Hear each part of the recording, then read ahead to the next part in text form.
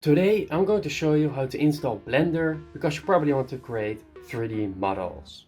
First off, go to your browser and go to google.com. After this, search for Blender downloads. Go to the website blender.org. Click on the download button right here. Wait for it to start downloading. If you can't see if it's downloading, go to the three dots above or the settings menu and go to download. Then you will see the whole list of everything that's downloading. Now we're going to open the file. After this, click on next, then agree to the license agreement. Next. Click on next again, then click on install.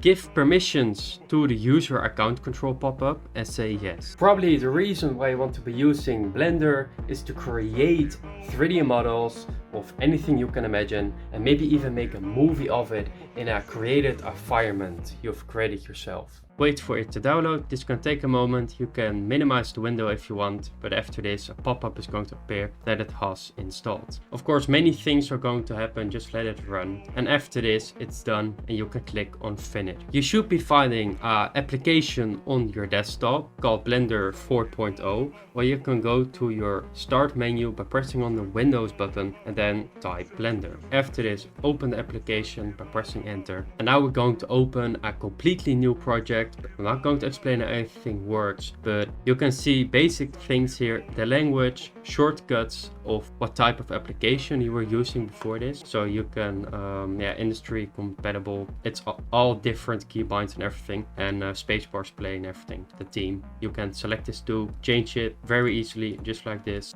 I'm going to keep it on standard, continue, and after this, you can start creating your own 3D models in an environment you can create yourself, or you can combine it with a game engine or anything you like. You can also do 2D animation, so I hope you enjoy Blender. Subscribe, like and comment anything else we can make tutorials about. See you in the next one.